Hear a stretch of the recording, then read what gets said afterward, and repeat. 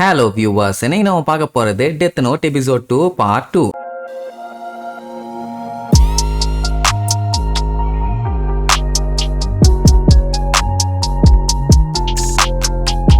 Open பண்ணா ஊருக்குள்ள பாத்தீங்கன்னா நியூஸ் எல்லாம் முன்னாடி எப்படி போயிட்டு இருக்கும். அவனை இவன் கொண்டுட்டான், இவனை ஓட விட்டு அவன் கொண்டுட்டான், அவ தலையில இவ கல்ல தூக்கி போட்டா, இவ தலையில அவன் அம்மிக்கல்ல தூக்கி போட்டான்னு வெரைட்டியா நியூஸஸ் வரும். ஆனா இப்ப பாத்தீங்கன்னா இந்த மாதிரி மோசமா ஒரு பிரிசனர் இருந்தா அவன் ஹார்ட் அட்டாக் வந்து செத்துட்டான், இவ்வளவுதான். இத பார்த்துட்டு நார்மல் ஆளுகளுக்கு செம ஹாப்பி. ஆனா ஒரு சில பேர் அதை நினைச்சு பயப்படவும் செய்வாங்க. சில பேர் எல்லாம் தப்பு பண்றதுக்கே யோசிப்பாங்க, ஒருவேளை போலீஸ் இதுக்கு பின்னாடி இருக்குமோன்னு டவுட். ஆனா அவங்க கிட்ட தான் அந்த அளவுக்கு பவர்ஸே கிடையாது. அப்ப உனக்கு அவனை பத்தி தெரியாதா அப்படி இப்படின்னு கீரா அப்படின்னு ஒருத்தனை பத்தி பேசுவாங்க. வேற ஒண்ணும் இல்ல, இந்த மாதிரி தப்பு பண்ணவங்க எல்லாத்தையுமே ஒருத்தன் கொல்றான், அவனுக்கு இவங்க கீரான்னு பேர் வச்சிட்டாங்க. சோ நிறைய பேர் சோசியல் மீடியால அவனுக்காக சப்போர்ட் பண்றாங்க. அதுலயும் ஒருத்தி எல்லாம் பாத்தீங்கன்னா எல்லாத்தையுமே கொன்று அப்படிங்கிற மாதிரி எல்லாம் சொல்லி மெசேஜ் போட்டிருப்பா. வேற ஒண்ணும் இல்ல, யாரோ ஒருத்தர் இவங்களுக்காண்டி வெப்சைட் எல்லாம் கிரியேட் பண்ணிருக்காங்க, த லெஜண்ட் ஆஃப் கீரா த சேவியர்னு. அதாவது இவனுக்கு சப்போர்ட் பண்ற ஒரு கூட்டம். சரி, கிராங்கிற இந்த பேருக்கு இங்கிலீஷ்ல என்ன மீனிங்னு பாத்தீங்கன்னா கில்லர். இந்த பேரு நம்ம பயலுக்கு அந்த அளவுக்கு ஒன்னும் புரியல. பட் இந்த உலகத்தை பொறுத்த வரைக்கும் இப்ப இவன் கிரா.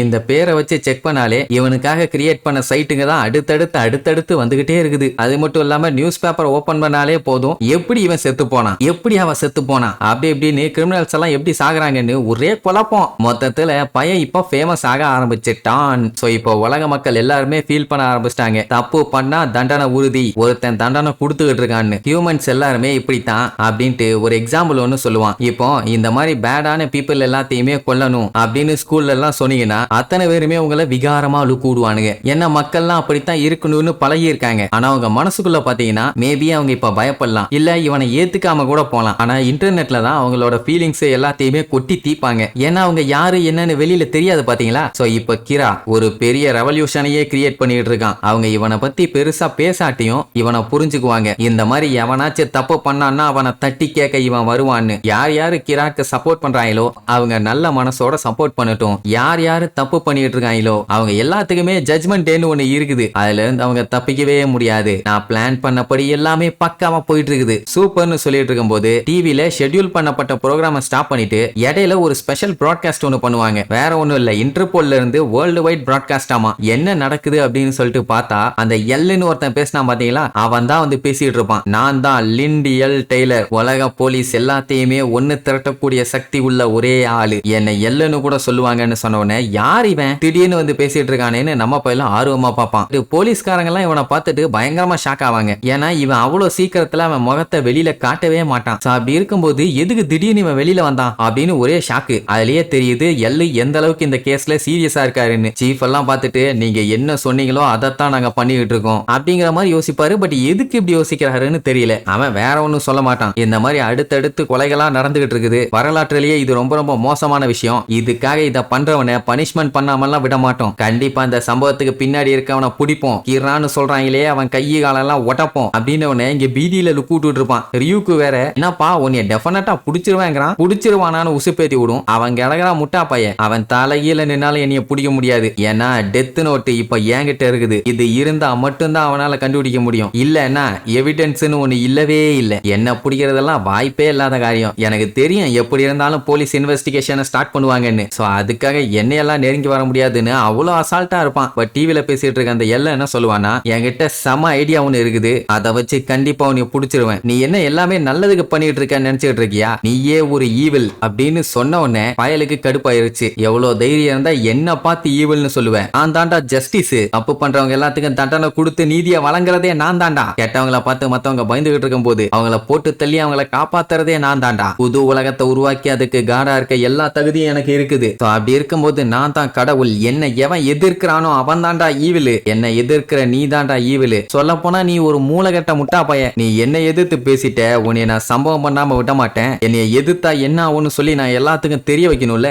இதே டிவில நீ பேசிட்டு இருக்கும் போதே உன்னை சாவடிச்சிடறேன்னு சொல்லிட்டு டெத் நோட்ல அவன் பேரை சின்னதா எழுத மாட்டான், பெரிய சைஸ்ல எழுதுவான். இந்த உலகமே அதுக்கப்புறம் என்னைய எதிர்க்க பயப்படும்டா, கல்லு இதோட உன் தலையில விழப்போது கல்லு அப்படின்னு சொல்லிட்டு அப்படியே டைமை பார்ப்பான். கடைசி 5 செகண்ட் உன் சோல் சோழி முடிஞ்சுன்னு சொல்லுவான். கரெக்டா நெஞ்ச புடிச்சுக்கிட்டு எல்லாத்துக்கு முன்னாடி செத்து போயிருவான். உடனே விழுந்து விழுந்து சிரிச்சுட்டு, பாத்தியா உன் சோழி முடிஞ்சா, எதுக்கு தேவையில்லாம நீ எதிர்த்த, போ போ, இனிமேட்டு நீ எதிர்க்க எவனும் வரமாட்டான்னு சொல்லிட்டு இருக்கும் போதுதான் இன்னொரு பெரிய ட்விஸ்ட். டப்புன்னு ஸ்கிரீன்ல எல்லுங்கிற பேர் வந்து திடீர்னு வேற ஒருத்தன் பேசுவான். நீ பண்ண விஷயம் நம்ப முடியாத ஒரு விஷயம், நான் உன்னை செக் பண்றதுக்காக தான் இப்படி பண்ணேன்பான். அட வேற ஒண்ணும் இல்ல, எல்லுன்னு ஒருத்தன் உட்காந்து பேசிட்டு இருந்தானே, அவன் நிஜமான எல்லே இல்ல. இந்த கிரான்னு சொல்றவனால எப்படி கொல்ல முடியும், என்ன பண்ண முடியும் அப்படிங்கறத தெரிஞ்சுக்கிறதுக்காக தான் இந்த மாதிரி ஒரு டெஸ்ட வச்சான். அதாவது டைரக்ட் கான்டாக்ட் இல்லாமயே கிராவால மக்களை கொல்ல முடியும். அதனால தான் பிரிசன்ல இருக்க ஜெயில் கைதிங்க எல்லாத்தையுமே அவன் அசால்ட்டா கொண்டிருக்கான். இத கண்ணால பார்க்காத வரைக்கும் அவனால நம்பவே முடியலையாமா.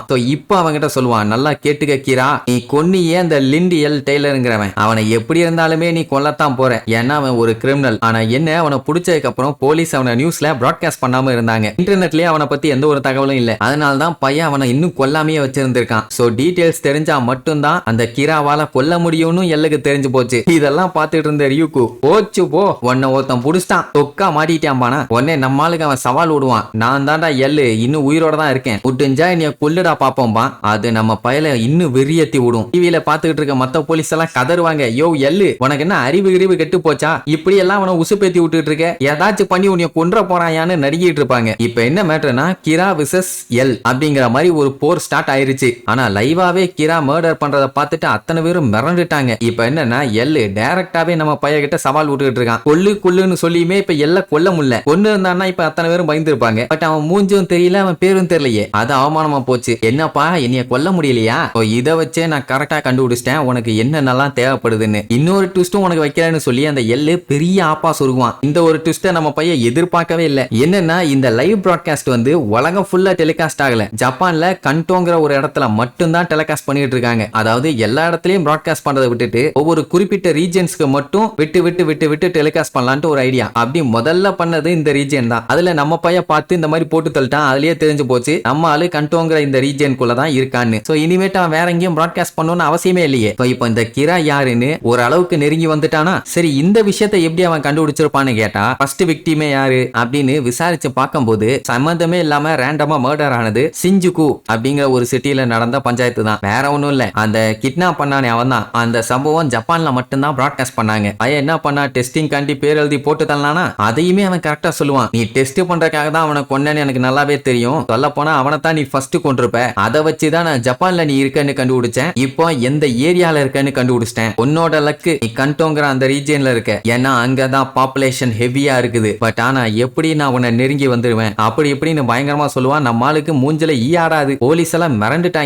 பரவாயில்லையே, கிரான்னு ஒருத்தன் இருக்கான்னு ப்ரூவ் பண்ணிட்டானேன்னு. சொல்ல போனா ஒரு பிராட்காஸ்ட்லயே அவனை நெருங்கிட்டானே. இப்ப எல்லுக்கு என்ன ஒரு விஷயம் புரியலன்னா, இவன் எப்படி இந்த கொலையெல்லாம் பண்றான், அதை நான் உன்னை புடிச்சு அதுக்கப்புறம் தெரிஞ்சுக்கிறேன், சீக்கிரமாவே மீட் பண்ணுவோங்கிற மாதிரி சொல்லிட்டு பிராட்காஸ்ட கட் பண்ணிடுவான். இது நம்ம பயலுக்கு பயங்கரமா அள்ளு விட்டுருச்சு. ஆனா என்ன, வெறியையும் தூண்டி விட்டதுனால பரவாயில்ல, நல்லா இன்ட்ரெஸ்டிங்கா தான் போகுது, உன்னோட சேலஞ்சை நான் அக்செப்ட் பண்ணிக்கிறேன், நீயா நானான்னு பாத்துடலாமா. ரியூக்கோ பார்த்துட்டு, ஐயோ ரெண்டு பேரும் மாத்தி மாத்தி அடிச்சுக்குவானுங்க போல. இப்ப என்னன்னா, அந்த எல்லுங்கிறவன் எப்படி இருப்பான், அவனோட முழு பேர் என்னன்னு கூட தெரியல. அதே நேரம் அவனுக்கு இவன் எப்படி இருப்பான்னு தெரியாது. மொத்தத்துல ஹியூமன்ஸ் எல்லாருமே கொஞ்சம் இன்ட்ரெஸ்டிங்கா தான் இருக்காங்கிற மாதிரி சொல்லுவானா. அந்த டைம் ரெண்டு பேரும் மாத்தி மாத்தி ஒரே மாதிரி சொல்லுவானுங்க, கண்டிப்பா அவனை கண்டுபிடிச்சு நான் கொல்லாம விட மாட்டேன்னு. மொத்தத்துல அவனுக்கு அவன் பண்றதான் கரெக்ட், இவனுக்கு இவன் பண்றதான் கரெக்ட். இனி இதுக்கப்புறம் என்ன லெவல்ல மாத்தி மாத்தி சம்பவம் பண்ணிக்க போறானுங்கன்னு அடுத்தடுத்த எபிசோட்ல பார்க்கலாம். டாடா.